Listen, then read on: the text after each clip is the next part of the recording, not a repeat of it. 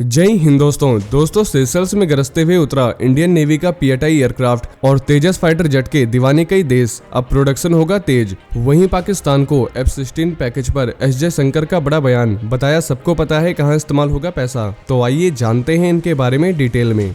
दोस्तों, Indian navy का petrol aircraft P-8I Seychelles पहुंचा है।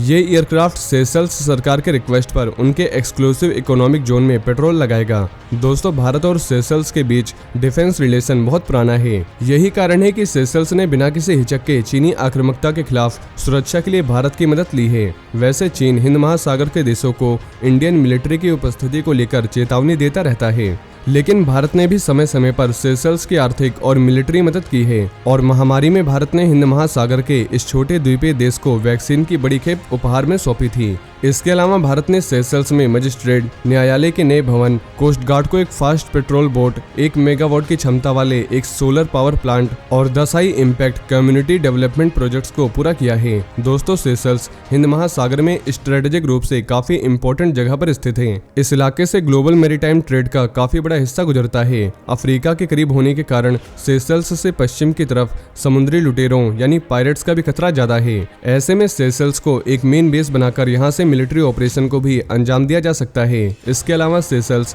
चीन के जिबूती मिलिट्री बेस के रास्ते में स्थित है। ऐसे में जिबूती से गुजरने वाली चीनी वॉरशिप्स और सबमरीन्स पर भी यहाँ से नजर रखी जा सकती है। दोस्तों, हिंद महासागर में चीनी सबमरीन्स की एक्टिविटीज पर नजर रखने के लिए भारत ने सबमरीन हंटर्स P-8I एयरक्राफ्ट को तैनात किया है। ये एयरक्राफ्ट एंटी सबमरीन और एंटी सरफेस वॉरफेयर को अंजाम देने में सक्षम है। लंबी दूरी पर समुद्री पेट्रोलिंग के कारण ये पूरे हिंद महासागर पर बारीक नजर रख सकता है। P-8I की ऑपरेटिंग रेंज 1200 नॉटिकल मील है और मैक्सिमम स्पीड 907 किलोमीटर प्रति घंटा है।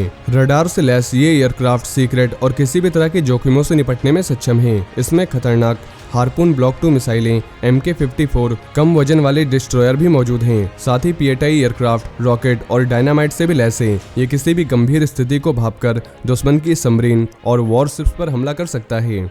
वहीं तेजस लाइट कॉम्बैट एयरक्राफ्ट न केवल देश की सुरक्षा के लिहाज से बहुत यूजफुल है, बल्कि दुनिया के कई देश इस फाइटर जेट के दीवाने हैं। डिफेंस मंत्रालय के मुताबिक प्रोटेक्टिव जरूरतों और एक्सपोर्ट दोनों को पूरा करने के लिए LCA तेजस का प्रोडक्शन बढ़ाया जाएगा। साथ ही तेजस चीन के JF-17, कोरिया के FA-50, रूस के MiG-35 और याग-13 को टक्कर दे रहा है। HAL के मुताबिक अभी एक साल में केवल 8 एयरक्राफ्ट ही तैयार हो पा रहे हैं। हालांकि डिफेंस मंत्रालय का कहना है कि स्लो प्रोडक्शन बीती बात हो गई है। दोस्तों, अर्जेंटीना, इजिप्ट और फिलीपींस भी तेजस जेट खरीदने की इच्छा जाहिर कर चुके हैं। America, France, Germany, England, Brazil, रूस, चीन, इटली, रोमानिया, दक्षिण कोरिया के पास भी लाइट कॉम्बैट एयरक्राफ्ट मौजूद हैं। वहीं भारतीय सेना का सबसे मॉडर्न लाइट कॉम्बैट एयरक्राफ्ट तेजस है। अमेरिका ने भी इस जेट की मांग की है। ऐसे में उम्मीद है कि न केवल देश की सुरक्षा के लिए ये जेट फ्यूचर में बड़ी भूमिका निभाएंगे, बल्कि आर्थिक फायदा भी देंगे। और अब प्लान है कि साल में 16 एयरक्राफ्ट का प्रोडक्शन किया जाए। वैसे भी एयरफोर्स को भी Mark 1A फाइटर जेट और 10 ट्रेनर जेट्स की जरूरत है और जल्द ही एयरफोर्स को 73 जेट्स उपलब्ध कराने का टारगेट रखा गया है। इसके लिए HAL को 46,898 करोड़ रुपए का कॉन्ट्रैक्ट दिया गया है। और ऑफिसर्स के मुताबिक अगर एयरक्राफ्ट के लिए ज्यादा ऑर्डर मिलते हैं तो प्रोडक्शन रेट 24 करने की भी कोशिश की जाएगी। दोस्तों, आपको बता दें, LCA तेजस छोटा होने के साथ ही काफी किफायती फाइटर जेट है। छोटा होने की वजह से ये दुश्मन के रडार में भी आसानी से पकड़ में नहीं आता। साइज में छोटा होने की वजह से तेज हमले और दुश्मन की नजर से बचने में ये जेट फायदेमंद साबित होता है। वहीं इसकी कांच वाली कॉकपिट से चारों तरफ देखने में आसानी होती है। और प्लान है कि फ्लाइट कॉफिन कहे जाने वाले मिग जेट्स को हटाकर तेजस को तैनात किया जाएगा।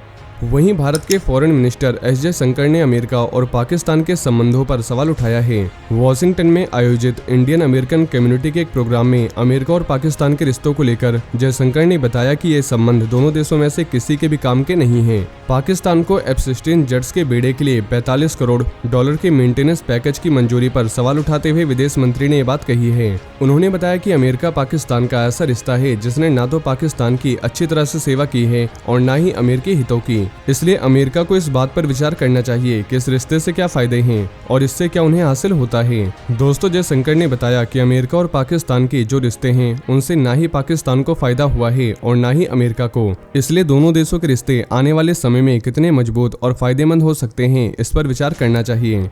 वहीं अमेरिका ने इसको लेकर तर्क दिया था कि आतंकवाद से मुकाबला करने के लिए F-16 के रखरखाव के लिए पैकेज को मंजूरी दी गई है। तो जयशंकर ने इसका जवाब देते हुए बताया कि हर कोई जानता है कि F-16 का कहां और किसके खिलाफ इस्तेमाल किया जाता है। उन्होंने एक सवाल के जवाब में बताया कि आप इस प्रकार की बातें कहकर किसी को मूर्ख नहीं बना सकते। वहीं पाकिस्तान में बड़ा हादसा हुआ है। यहाँ के बलूचिस्तान में सेना का हेलीकॉप्टर दुर्घटनाग्रस्त हो गया। इस हादसे में पाकिस्तानी सेना के 2 मेजर समेत 6 जवानों की मौत हो गई है।